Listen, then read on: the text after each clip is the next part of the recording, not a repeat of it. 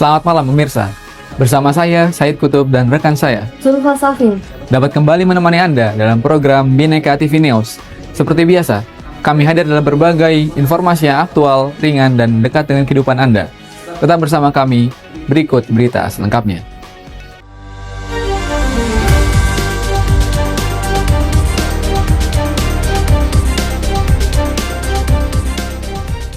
Menjelang akhir pekan, kini Kota Solo kembali menggeliat aktivitas masyarakat.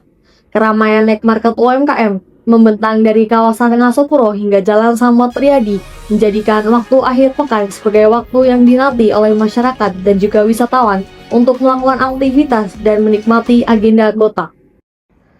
Puluhan UMKM lokal turut meramaikan gelaran night market dengan menampilkan berbagai produk unggulan mereka.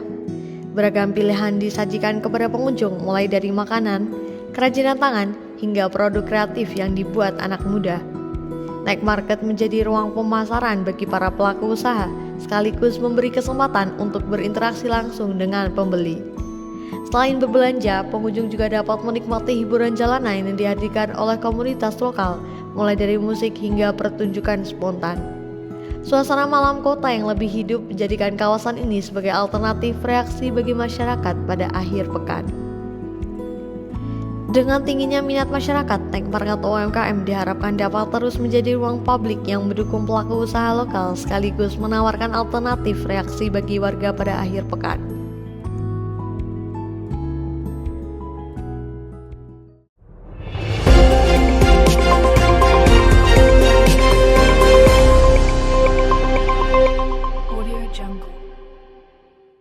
Demikian informasi mengenai night market UMKM di Solo. Beralih ke berita selanjutnya. Pameran kesenian di Universitas Kristen Duta Wacana kembali digelar dengan menampilkan karya-karya para mahasiswa yang kreatif dan inovatif. Bersama kami telah hadirkan kami Desi Aulia yang akan membawakan berita selengkapnya.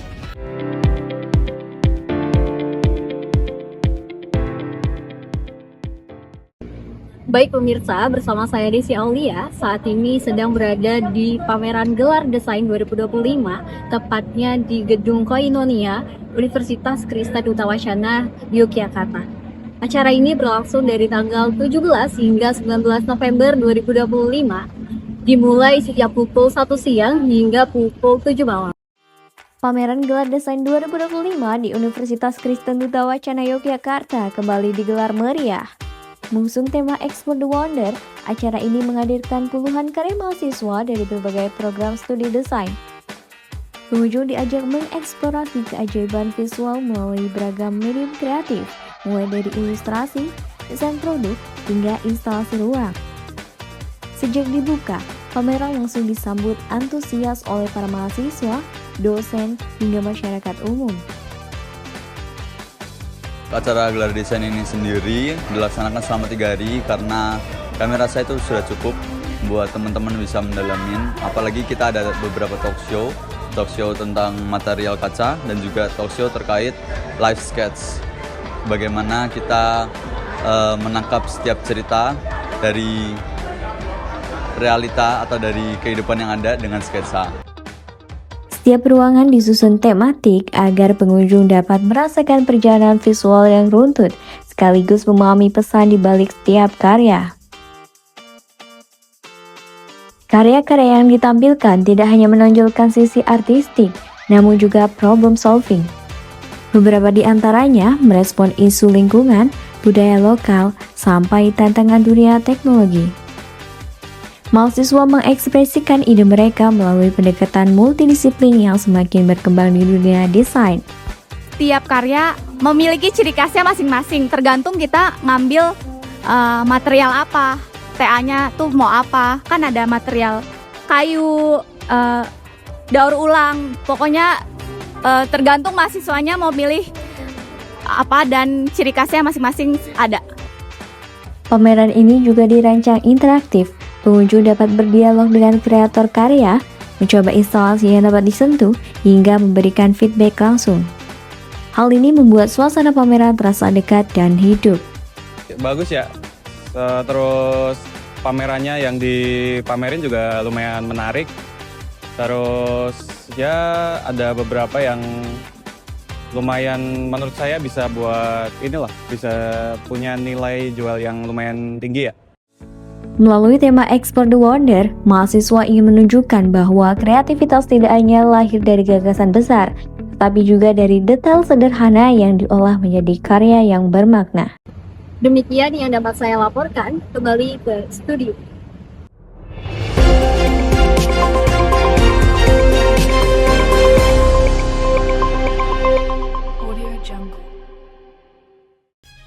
Selamat malam pemirsa, kembali lagi bersama saya Desi Aulia dan rekan saya Said Kutub. dapat kembali menemani Anda di program Bhinneka TV News. Seperti biasa, kami hadir dalam berbagai informasi yang aktual, ringan, dan dekat dengan kehidupan Anda. Mari kita simak berita selengkapnya. Memasuki puncak musim hujan, intensitas curah hujan di sejumlah wilayah Indonesia meningkat tajam dalam beberapa tahun terakhir. Kini cuaca tidak hanya memengaruhi aktivitas masyarakat, tetapi juga memicu potensi bencana hidrometeorologi. Akibat hujan yang berlangsung terus-menerus, kini sejumlah wilayah di Indonesia telah mengalami banjir. Dengan laporan genangan tinggi serta akses jalan yang terganggu, sejumlah warga telah dievakuasi dari lokasi rawan banjir. Berikut rangkuman data banjir di Indonesia dalam periode 2023 hingga 2025.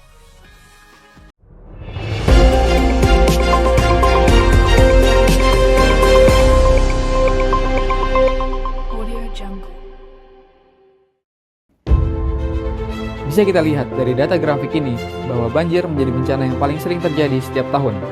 Dari Badan Nasional Penanggulangan Bencana atau BNPB, bencana banjir 2023 mencapai 1.255 kejadian di seluruh penjuru Nusantara. Dampaknya sangat besar, mulai dari ribuan rumah rusak, serta jutaan orang mengungsi dan kehilangan tempat tinggal mereka. Data menyebutkan bahwa ada 76 meninggal dunia, 4.788 luka-luka, dan 3.871.667 orang menderita atau mengungsi dari terpaan banjir. Pada tahun 2024, data banjir Indonesia meningkat menjadi 1.427 kejadian di seluruh Indonesia. 208 meninggal dunia, 27 hilang, 1.920 luka-luka, dan 6.300.001. Pada tahun 2024, data banjir Indonesia meningkat menjadi 1.427. Pada tahun 2024, data banjir Indonesia meningkat menjadi 1.420 kejadian di seluruh Indonesia. 208 meninggal dunia, 27 hilang, 10.920 luka-luka, dan 6.301.056 mengungsi. Sedangkan pada pertengahan tahun 2025 ini, mengalami bencana kembali menjadi 1.405 kejadian banjir di seluruh penjuru Nusantara. Rata-rata banjir dengan ketinggian 30 hingga 200 cm. Banjir disebabkan oleh faktor iklim atau cuaca ekstrim, curah hujan tinggi, dan minimnya kebersihan di lingkungan masyarakat. Dengan data tersebut menjadi bukti bahwa pemerintah dan masyarakat belum bisa menanggulangi bencana alam khususnya banjir di Indonesia setiap tahunnya. Data resmi dari BNPB menunjukkan bahwa banjir tetap menjadi bencana hidrometeorologi paling dominan di Indonesia dari tahun 2023 hingga pertengahan 2025. Kedepannya, mitigasi yang lebih sistematis sangat dibutuhkan. Sistem peringatan dini, pengelolaan tata air, serta peningkatan kesadaran masyarakat terhadap bahaya banjir harus lebih diutamakan.